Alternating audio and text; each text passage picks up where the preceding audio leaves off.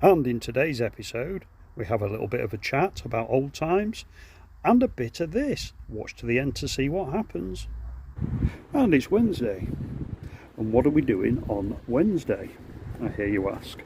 Well, we've started on the final side of this lift, and we're just in the process at the moment of repointing in the centre of the clock.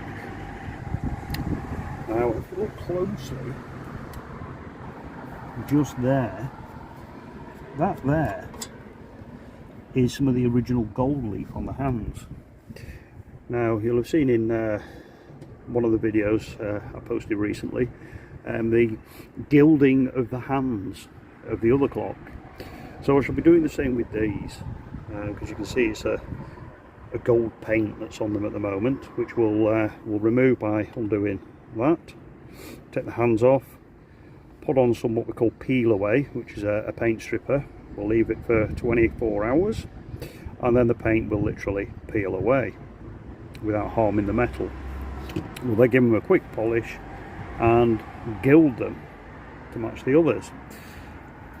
And I'm going to have to strip the paint off this, the same as the other one. Just do it with the needle gun again, I think. I don't really want to do this one with a paint stripper, because the problem with the paint stripper is you've got to basically treat it when you've finished, because the paint stripper can affect any future paint that you put on. So you've got to like wash it down with this special stuff, etc. So it's quite a big job, and I'll have to come up with a power washer, and it's just a massive job. So it's going to be easier to do it with the needle gun, to take it back to the cast iron. We've got the paint on order. That's supposed to be coming on Saturday. So next week, if the weather does actually pick up a bit, I may get the other clock sprayed and the hands back on. Well, it's only 3:30 and I've got the cherishing sheets on. Got quite a bit in today, which is good. Cut out loads and got a load done. But it's a bit late now to put any more on, so got a bit of a loose end as to what to do next. I may just go down and do a little bit of fettling on the statue, because if I put any more pointing in now, it isn't going to be set in by home time. So I think we'll go down and fettle. Thursday morning, and we've got a little bit of sunshine with cloud, and it's not raining. Now answer me this question. When I did this side here, the wind, icy cold, was blowing continuously. And now I've finished this side, the wind's gone, and it's pleasant round here. I'm on the other side, and it's an icy cold wind blowing. So why is the wind following me around this bell tower? Strange. This is the section that we took down and rebuilt on the corner 2 weeks ago. It's now got the cherishing sheets off. I'm giving it a soaking every day, which I'll keep doing for probably another week, just to be double sure that it's not dried out too fast.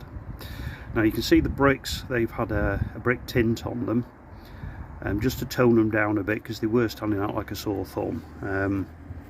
But it's the best match I can get for the size, etc. They're slightly smaller than the originals by 2 mil. But we get away with that. You're not going to see that from the ground floor at all. So what we're doing today, well, we're finishing off this this panel down here. We've got quite a bit of it repointed yesterday, and we've got a load of it cut out. I use the old pneumatic chisel again. So I've just got that little strip there to do, and then we're down to the next level. So hopefully by lunchtime I shall have this bit finished. Right, I'll crack on and do a little bit more. Right, well, let's talk about tools. Now, back in 1890, when this belfry was erected, the tools that they had were pretty much the same as we use today, although the tools of today have been refined slightly. I mean, take the old brick trowel. You have to excuse the rust, it's been sat up here for a week. But the old brick trowel, pretty much the same. Rubber handle on it, whereas they'd have had a wooden handle, etc. But, you know, the same kind of tool in general. And of course the spirit level, well, those are all made of aluminium and plastic bubbles on them and that kind of thing. Well, they'd have had a wooden level which should have had glass bubbles on them, held in with putty, as I've seen in the past, linseed oil putty. Now, same with the hammers and chisels and things like that, they're all pretty much the same, so nothing's really changed. The methods have changed slightly on how we go about things. I mean, we'll tend to use a level to plumb things. They may have used a plumb bob, for example. We've got lasers today for setting out and things like that, and obviously we've got excavators for digging out the foundations, etc. And ready mixed concrete and all that kind of stuff. Well, everything they were doing had been labour intensive, so basically getting the bricks up here, you know, today, in today's world, we'd have had a telehandler or possibly a conveyor of some sort to get the bricks up here. And of course cranes, you know, we've got cranes now, so if we wanted to lift a big lump of stone up into the belfry, we could just get a crane and it'd come and lift it up for us. Now they had none of that, so things like lifting the big lumps of stone, it was all done with ropes, pulleys and manpower. So it's well worth thinking about, you know, the way things have changed. Have they changed for the better? Well, in some respects yes they have, and then in other respects, when you look at things like, you know, global warming, etc., not that we want to get political, you know, the use of machinery and diesel fumes, etc., you know, has it got better? Well, maybe, maybe not. It's got easier, but maybe not better. Right, well, I'm going to carry on and do a little bit more of this pointing on here. I'm trying to get this level finished today and get down to the next level, because once this particular level's finished, we're then on to Easy Street, really, because it's small panels everywhere. It's not like huge areas to do, which is great. Right, well, we'll leave you there for a minute and we'll come back to you later when I've done a bit more money earning.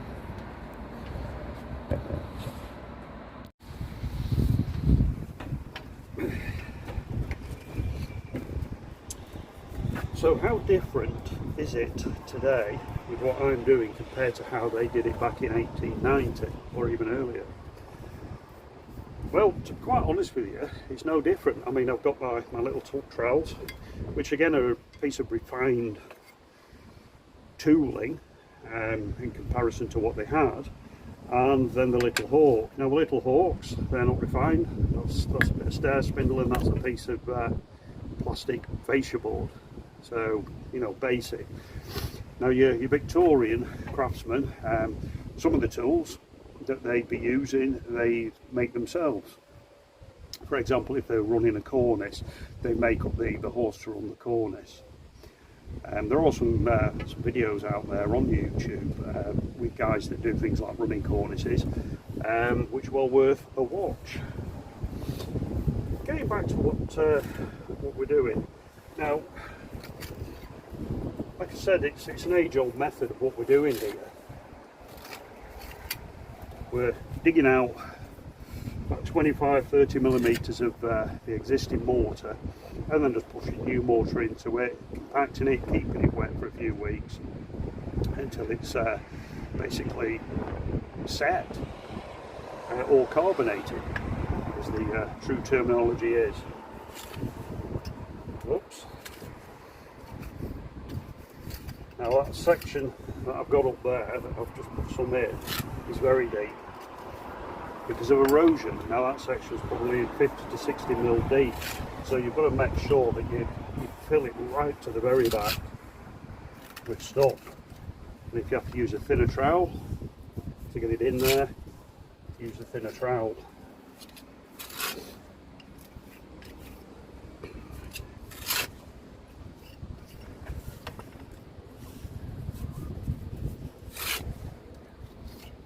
Don't forget these bricks, you know, I mean, they've been sat here since 1890, and you know, they've seen a lot of weather, We've avoided being blown up by the Luftwaffe in the Second World War, and many storms we've survived.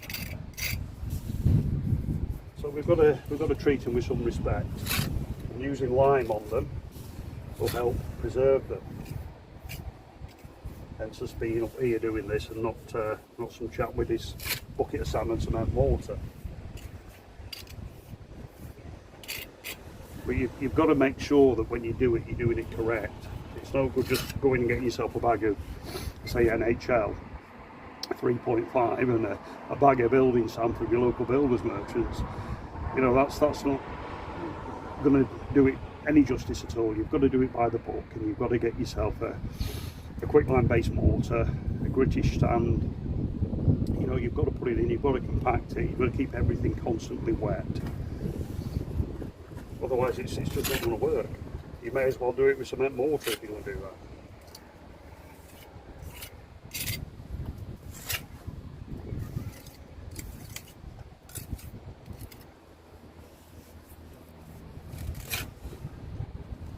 I mean, the problem with this sort of structure is that whatever you do isn't going to last indefinitely.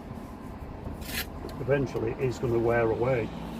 Well, that's the whole idea of the pointing anyway. It's sacrificial. You know, it's the points is supposed to wear away, not the bricks. I mean, I've said to them that every 10 years, ideally, they need to get the scaffolding put up and have it inspected and sorted.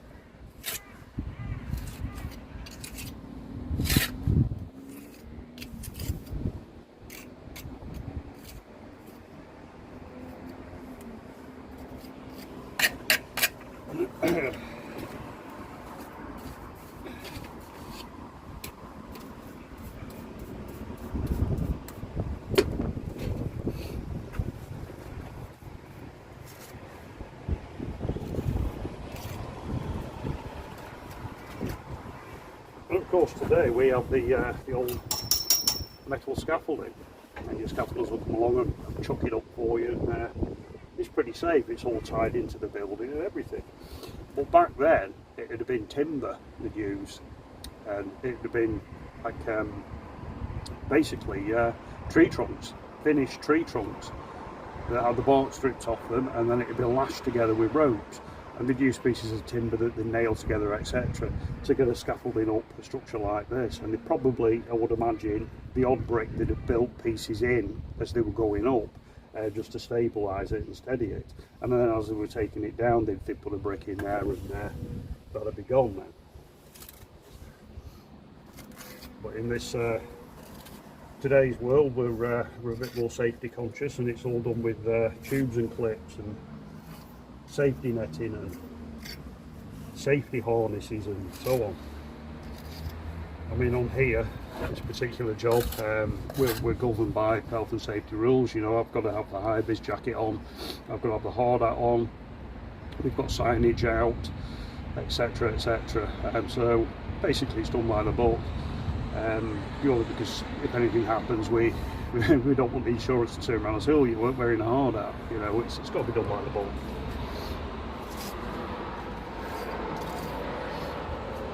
We have to sign in every morning and sign out. We've got accident books, you name it, we've got it. So if anybody from HSE is watching, we are complying. No electrical cables up here. Got air hoses.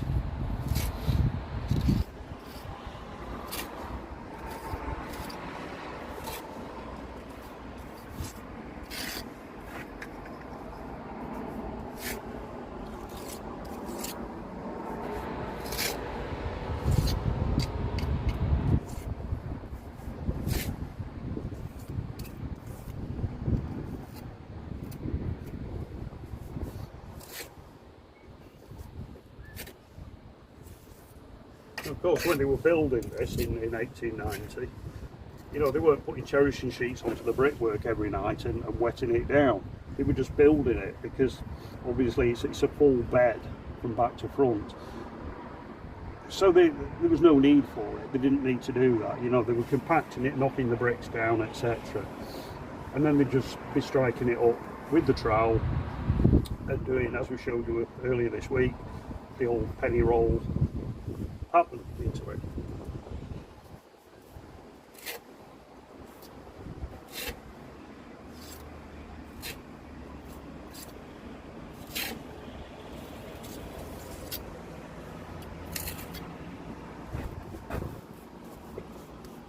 A world without plastic, it must have been strange. I mean, I tend to use metal buckets, to be honest, but you know, when you think back then, there'd have either been wooden buckets or metal for carrying the water and the mortar and all that kind of stuff. All the ladders would have been wooden, but their ropes would have probably been the same as what I use, which is the Hessian rope. Again, I try to be a bit green with stuff these days. You know, got to be careful of what you use. It all helps with the old ecosystem, I suppose.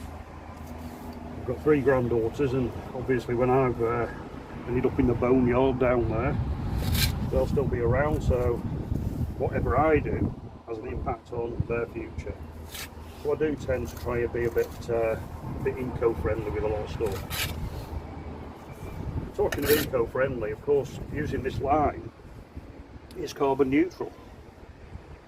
It's not got a carbon footprint, unlike cement.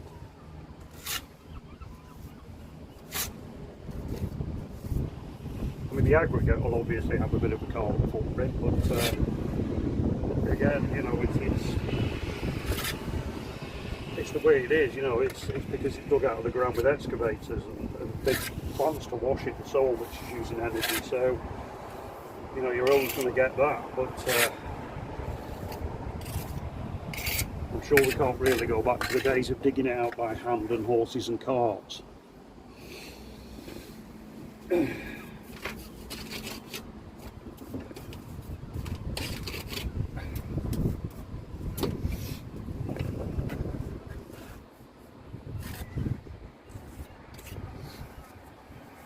And back in 1890, of course, they didn't have the old telephone.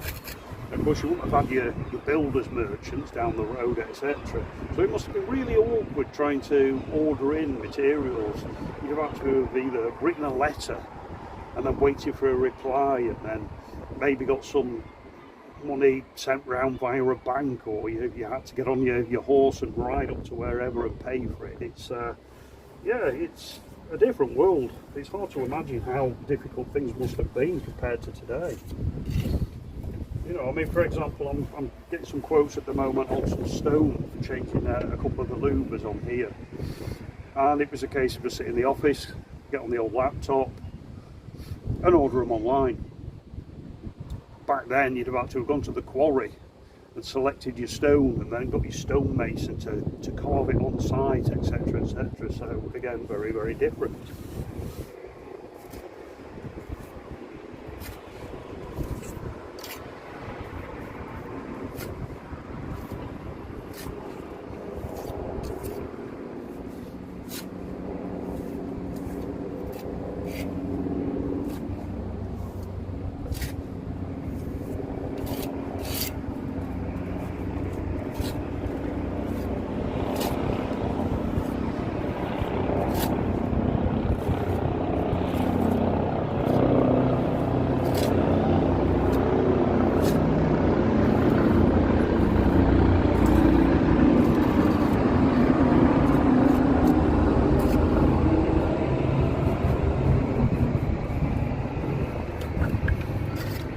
Prime example of the modern world where helicopter going over, that particular one must go over 7, 8, maybe even 10 times a day. It leaves the Blackpool airfield and it flies out over the Irish Sea to the gas rigs out there, taking out supplies, bringing people backward and forward. And you think of the carbon footprint for that, so we can all have a gas cooker or gas central heating.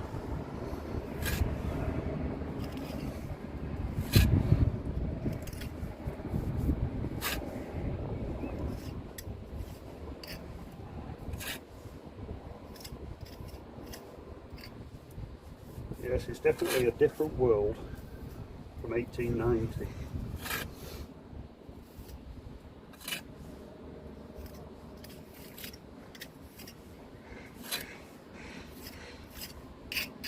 I mean, we call it progress.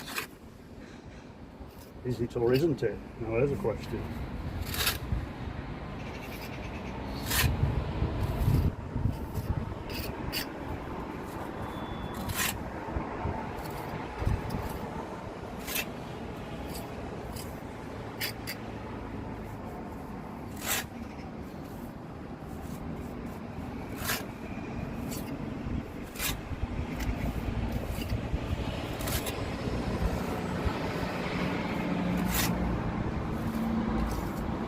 And of course your Craftsman back in 1890, they weren't deemed as middle class, they never got to that status, they were still working class. However, the difference between a general labourer and a craftsman was massive. A craftsman could earn 10 times what a labourer could earn. 10 times, that's a big difference.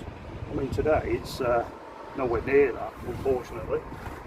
But yeah, if you're a craftsman back then, and you know, you'd obviously have to be good at your craft or your trade if you prefer. But yeah, you could earn some good money back then. And you were respected because you were a craftsman. Your labourers, they turn up, they'd have the shirt on and the waistcoat and the cloth cap. But the craftsman would have his shirt, his waistcoat, his cloth cap and a tie, because the craftsman could wear a tie but the general labourer couldn't.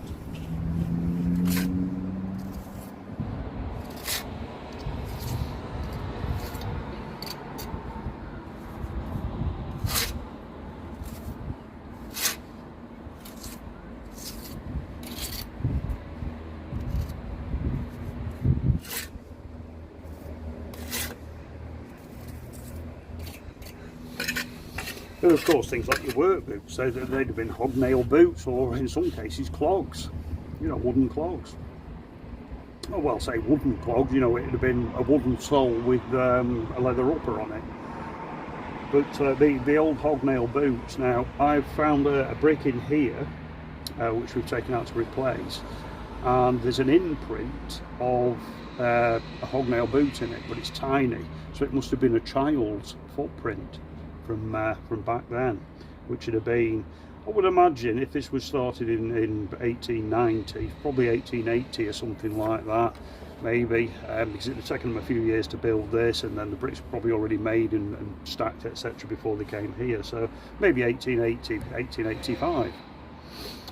But I'll film it at some point. It's down in the van at the moment. It's a nice little keepsake.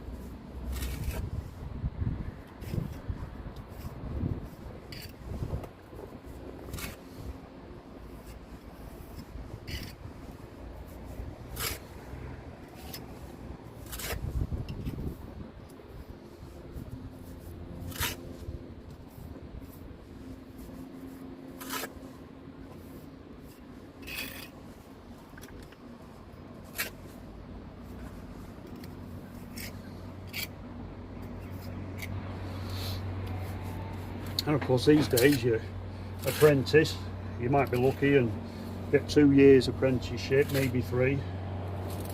But back then your minimum would have been 5 years. And you'd have probably started at the age of 12 learning your craft. And after 5 years you still wouldn't have been let loose. You'd still been under instruction. So it's probably getting on for 7 or 8 years before you were actually classed as a high quality craftsman, whether that be a brick mason, a carpenter, or even a painter. You know, it took a long time to learn those crafts. Whereas today, it's all done within 2 minutes. You know, it's failing. The system is failing for it, unfortunately.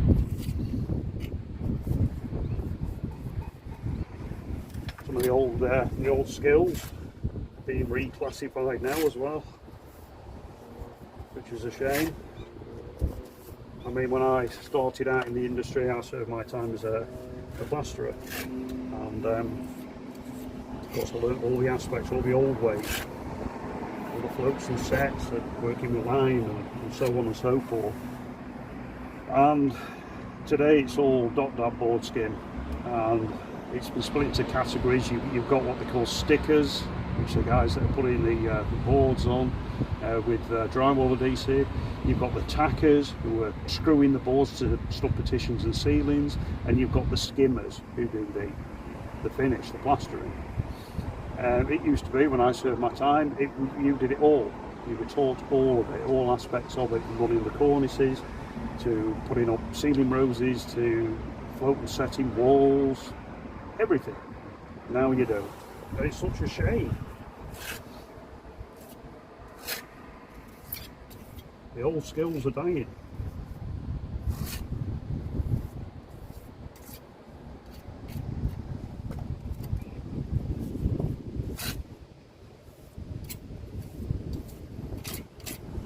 I mean, I've been very fortunate in my career and been taught a lot of skills, you know, got a lot of knowledge.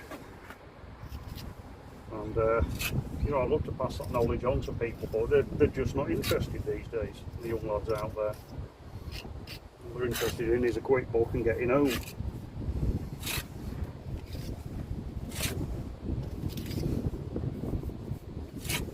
No more 5-year apprenticeships.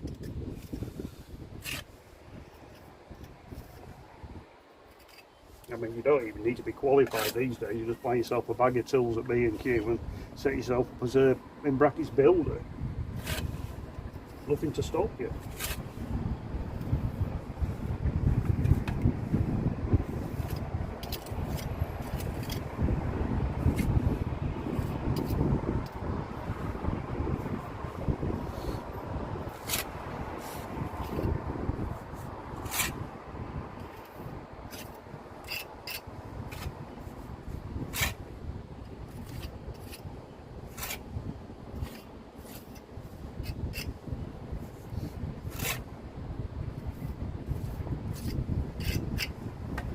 When you think of the era when the town, when St Anne's on the Sea was being developed, shall we say,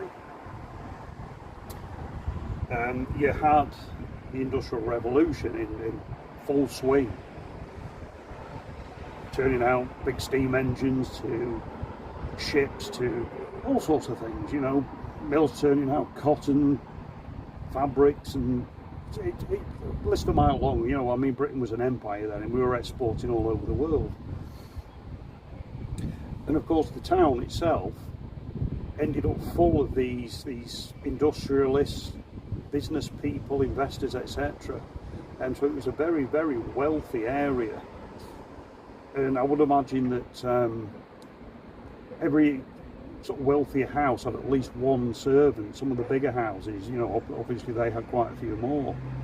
But the area where we are now, if we go to the which will it be, the east of it, no, the west of it, sorry, is where basically the working classes lived. And when you look at the local census, you can see, you know, there's been like a decorator, a carpenter, a butcher, candlestick maker, you know, so that's where all the working class were living, and they're sort of smaller terrace type houses. I mean, today they're full of people that work on the internet, basically. But yeah, interesting to see the history of the town, how it grew, how it began. And of course down there in the old boneyard lay quite a few of those wealthy industrialists and mill owners. You just look at some of the headstones and they're very, very ornate. It must have cost a pretty penny back then.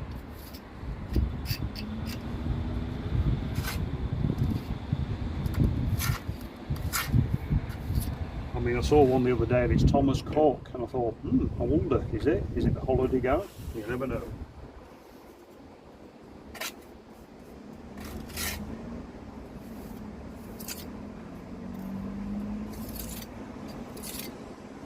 Of course, we've got a few war graves down there. This particular church and graveyard has got a plaque up saying it's a war graves cemetery. I was reading one the other day, and it was the son of somebody or other, and he was aged 26, and he died in the First World War, and it was right at the end of it, 1919. So it probably survived all that, and then last couple of weeks got blown up or something awful.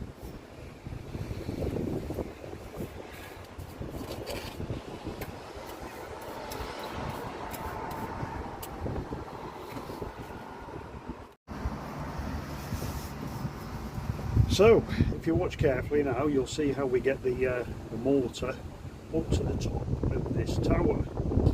Now, the method that I'm using is the same method that we used back in 1890. Pretty much identical, in fact.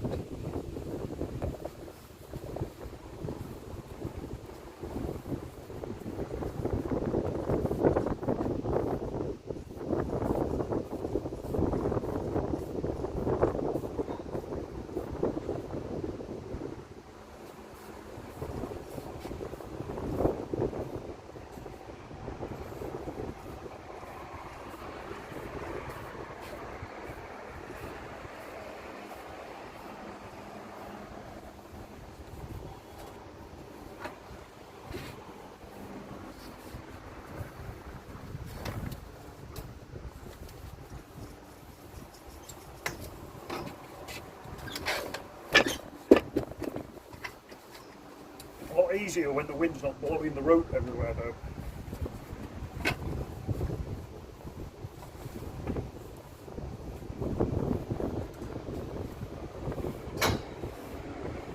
But there you go. That's pretty much what they did. Just a pulley system with the rope and pull away until it's on the top.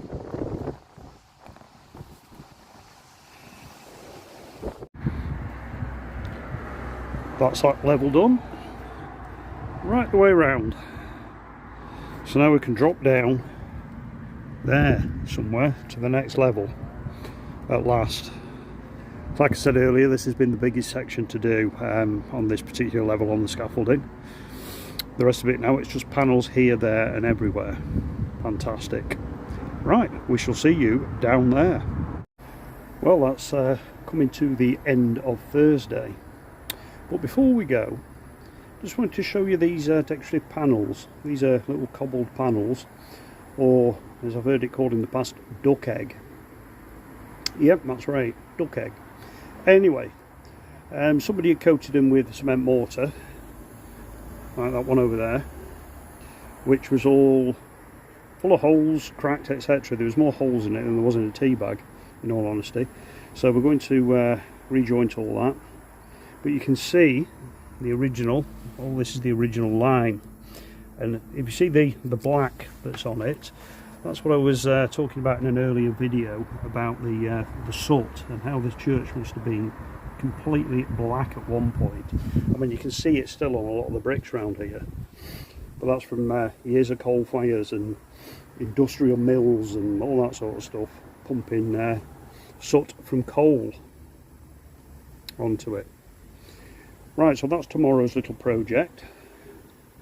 So don't forget to tune in tomorrow, and we shall see you tomorrow.